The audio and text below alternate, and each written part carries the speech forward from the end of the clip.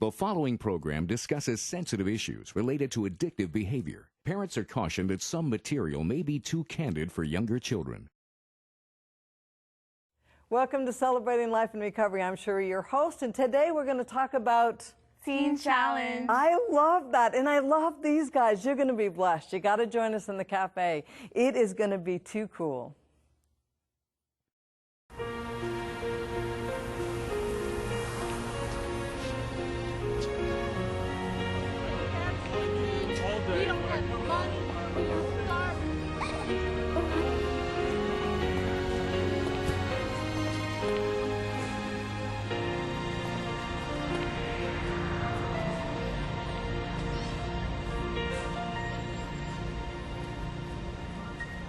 You know, this season we're talking about Step 4, and remember we had talked about a number of different organizations do Step 4 different. You know, 12-step programs have like where you look at your resentments and you look at, you know, who you're angry at, and you deal with how that felt in your pocketbook, how that felt in your heart, how that felt in your self-esteem. I mean, you look at it in all kinds of different ways. There's other people that look at, like the Oxford group, they'll look at your moral inventories with honesty and love and how you've kind of trashed yourself in those areas and relationships. We look at pride, rebellion, anger, whether, you know, with me, I was really damaged in my life. I was damaged in a lot of different ways. I was, you know, had molestation, and I had, you know, parents that were, you know, kind of self-focused on their own stuff. And so I was damaged to the point where I became very sensitive. And if my husband was here, he'd be yelling, "No, it's more than that. It's much more than that." But I became very self-focused. My feelings got hurt easily, all that kind of stuff. So even though I could stop the drugs, I had all this kind of junk that went along with them. I had anger. I could tell you, I could play people and lie better than most. You know, I lived on the streets for 10 years, so I learned how to manipulate. I learned all those kind of things. And so this season we're talking about not only coming out of whatever the addiction is, not only coming out of whether you're a shopaholic, whether you're an alcoholic, whether you're a workaholic, whether you know, have porn addictions, whether you have drug or alcohol addictions. It's whatever you're coming out of, it's what is all the underlying stuff, you know, because that's what's going to trip you up. And so now I'm going to introduce you to a group that I met while I was in Maine. I was doing a high school week of prayer in Portland, Maine, and I was asked to speak at Teen Challenge, which is, I love them. I'm telling you, this is a ministry that not only works with teens but works with adults, but keeps you until you get it. You may never get out again. No, keeps you for a long time. But I want to introduce you to my Linda. And my Linda, we met a few months ago, maybe not even 2 months ago. Yeah, 2 months ago. Okay, and you were at Teen Challenge. Yeah. We're studying right now, on this season, we're studying Step 4, that fearless moral inventory. Have you ever really started to look at your own stuff? Yeah, I've looked at my own stuff, and like, I'm pretty scared of it, but it's okay. Yeah, and a lot of people even they decide not to do this step because it is scary to look at. But before we talk about that with you, let's talk about, you know, like, who are you, where you came from, all of that kind of stuff. You look to me like an angel. Yeah, I look like an angel. Yeah. I'm trying to be like one, but I really wasn't one before. Yeah. So I grew up in a home with both my mom and my dad. My dad. And where at? In New York City. Okay. My dad and my mom were like Christians, and they're a good, happy family. Everybody looks at us. And I never had like people living in my house. It was just me, my mom, and my dad. My dad like was always constantly verbally abusing my mom. Oh. And you watched that? I don't think they thought you watched them, but you watched that. No, I watched. They knew Okay. I was watching them. Okay. I used to crawl underneath my table, which is like my secret spot, Yeah. and just to get away from everything while they would be arguing and just all this violence in my house. And when I was 8 years old, my dad cheated on my mom, and they separated, and yeah, and that really affected me bad. But at the same time, I was happy because I knew, like, no more arguing. Exactly. The household wouldn't be so crazy. Yeah, I was always in the middle of all their, like, arguments. So when they divorced, it was I haven't got to see my dad until like another 2 years. I got pretty good grades in school. I was okay with everything. I had innocent friends, you know, like just good, innocent fun. I was pretty humble. Right. But I was always been like out there, like crazy, but like a good crazy. Right. I like to play, like to laugh. Yeah, I love laughing. Yeah. So I got to finally see my dad when I was 10 years old. And I had like not much problems, you know. I was just so happy to be with him. I've always been a daddy's girl. So when I was 12 years old, I started hanging out with the wrong crowd. Like, why? What happened? Because I mean, it sounded like until then, it was like. It's just my mom always tried to warn me about drugs, alcohol, never to try it. One time you try, you're hooked on. I never believed her. I'm like, all right, like, you know, nothing. It's me, you know, I'm my Linda. Yeah. It's innocent. So I got into a group of friends that were just having fun with their life, but like not my type of fun.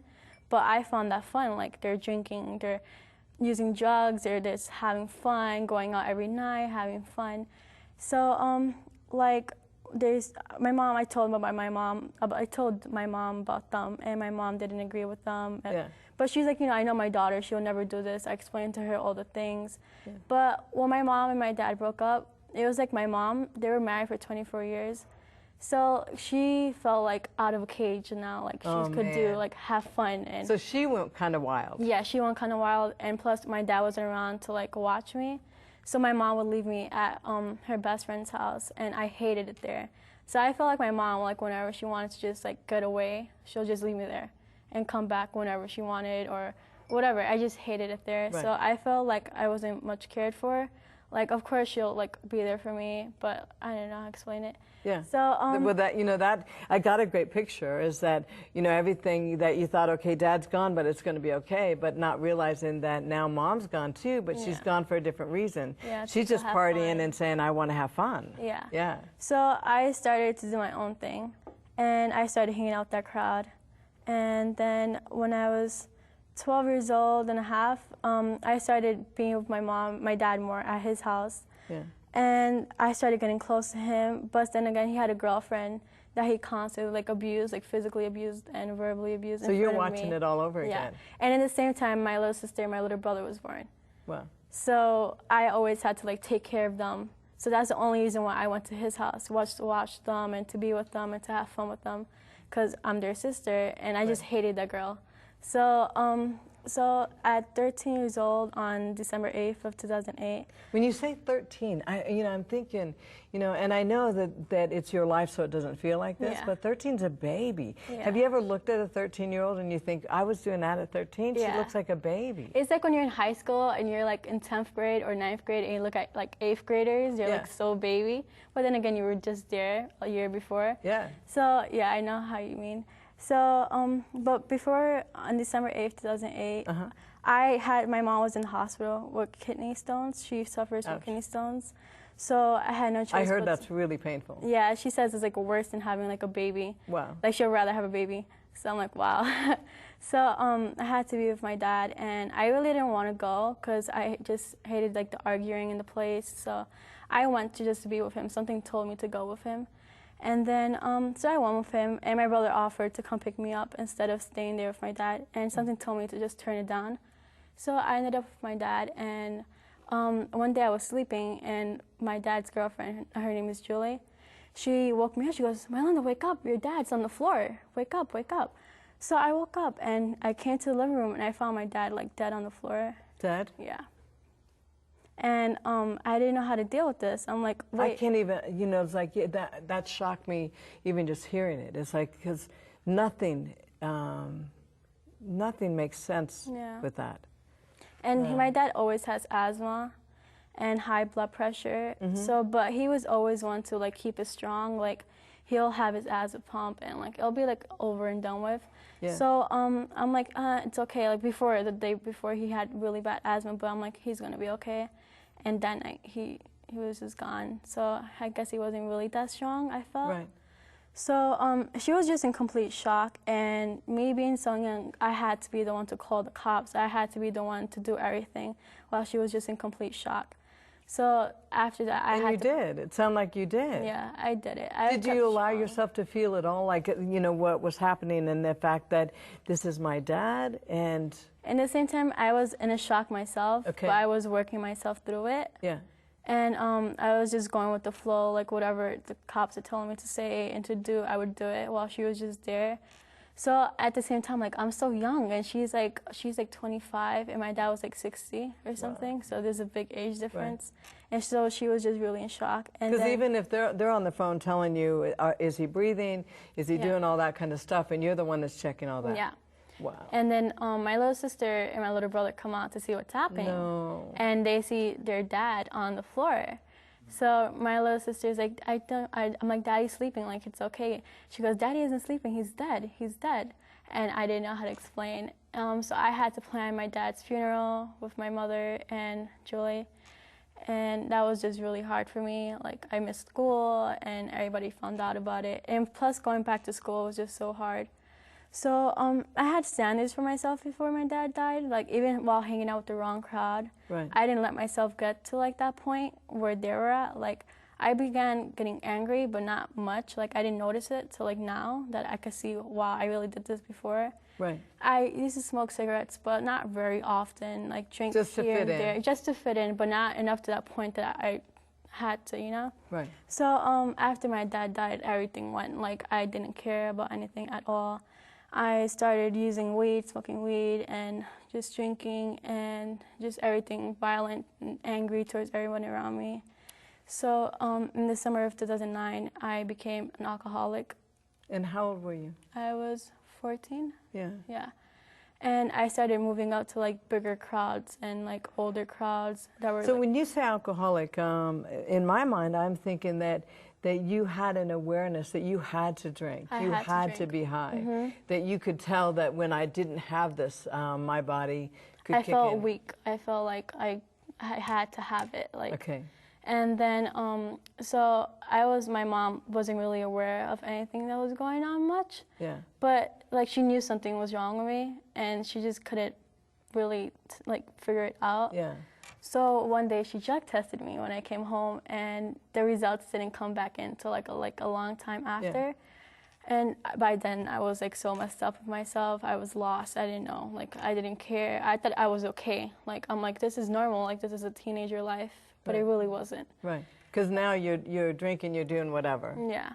So I was hardly home, and my mom trusted me, and she trusted her daughter would not use drugs. She trusted her daughter would like not drink alcohol because of everything my mom taught me.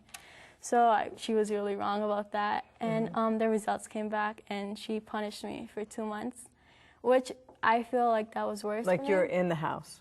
You're not going anywhere. No, I'm not going. Yeah, no phone, no computer. Yeah. No nothing, no TV. I'm stuck in the house for 2 months. She said a year, but I highly doubt that was going to happen, but it happened for 2 months. 2 months. Was her hope that somehow she can get you disconnected from whatever group and that clean out your body?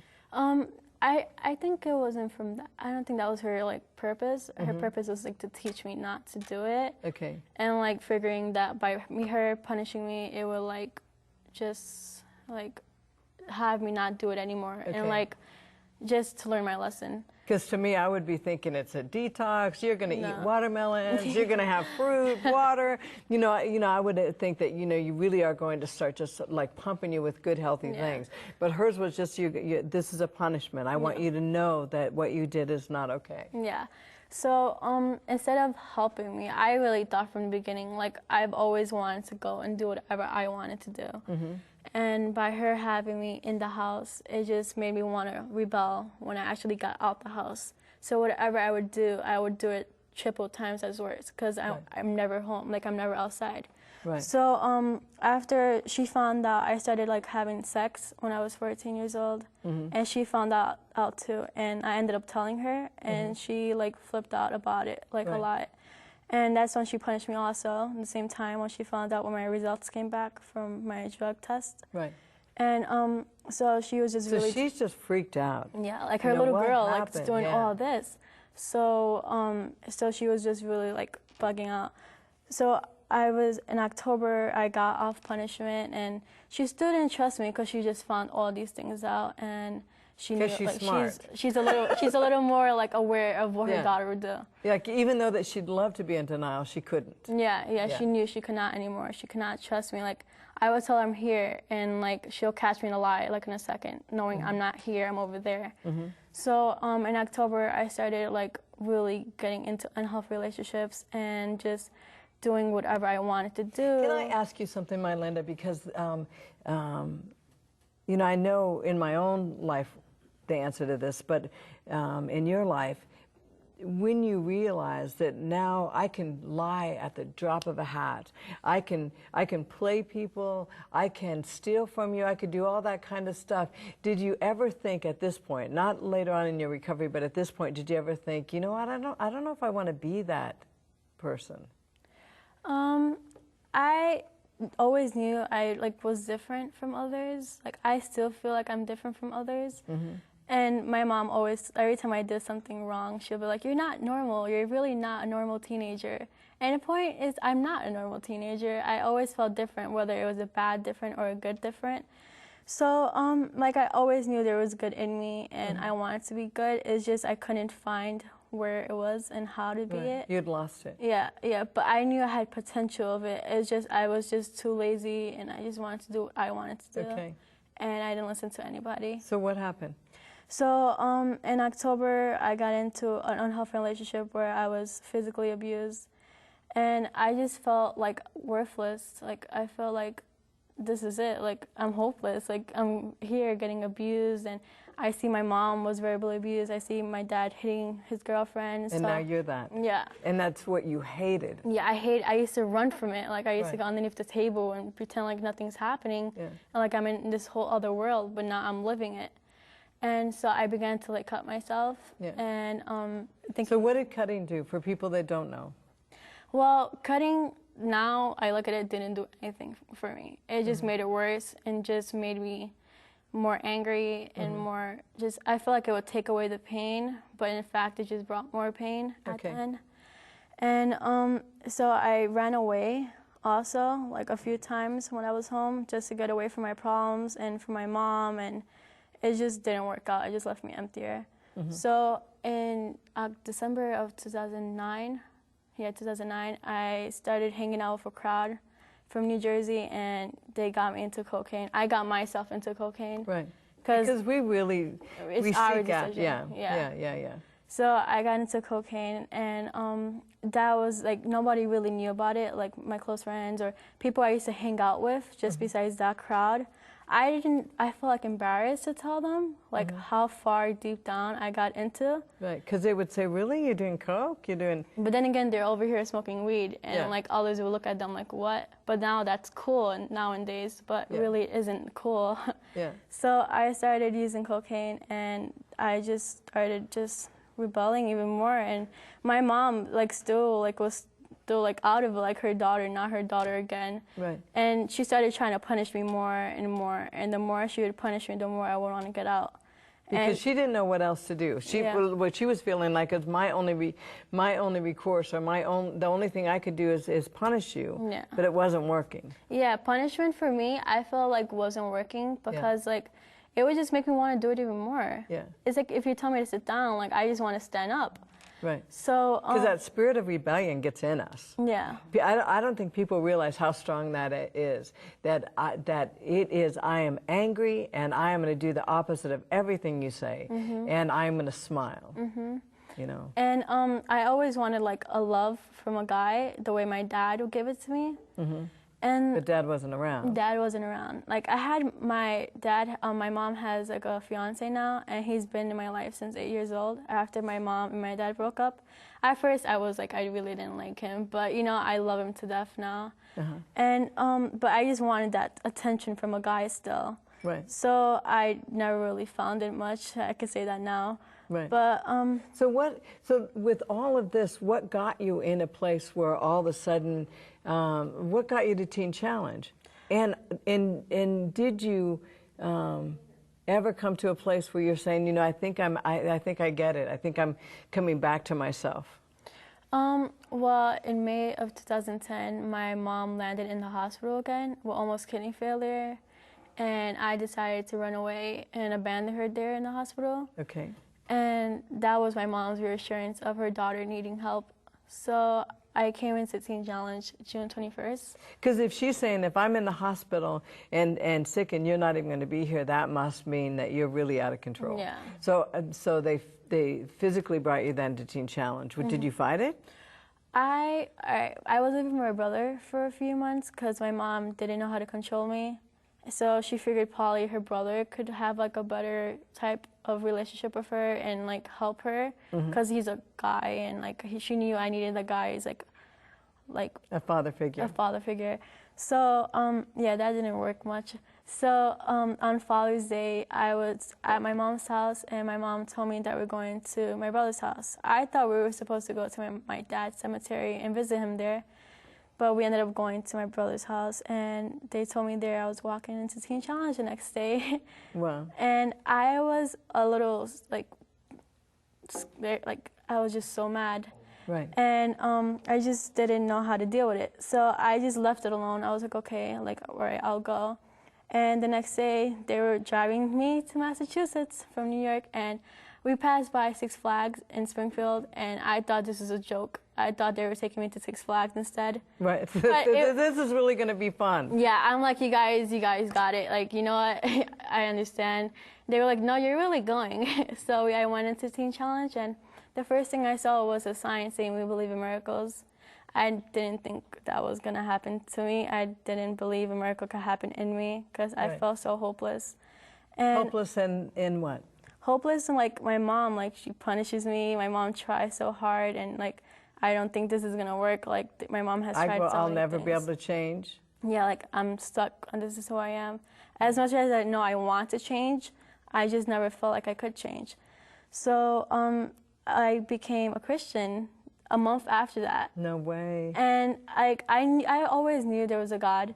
Like I always, because my How parents. did that happen? Did the program? Did you go to church? Did you? We go to have church Bible every study? Sunday, Okay. and we do chapel like 3 times a week, and Okay. they enforce God a lot in us. Okay. And like they enforced it, but I wanted it. Like not only did it enforce You it, I could feel craved that in it. your heart. I felt like I wanted to know God. Like I want to have that relationship that everybody here has with And God. I love that because that's the ultimate Father. You know, so yeah. that everything that you craved, God is. He showed me his unconditional love as God the Father, which I always wanted. Like I wanted to feel I love that. peace with him, and I finally found it.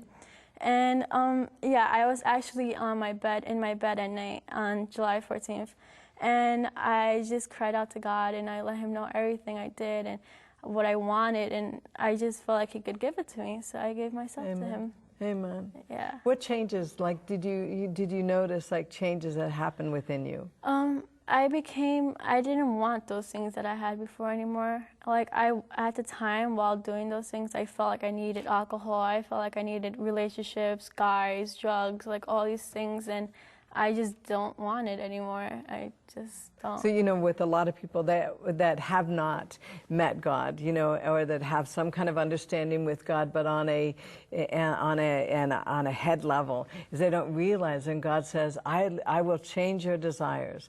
And when the Bible says that I will change your very desires, we think, is that really how you do it? And it is, isn't it?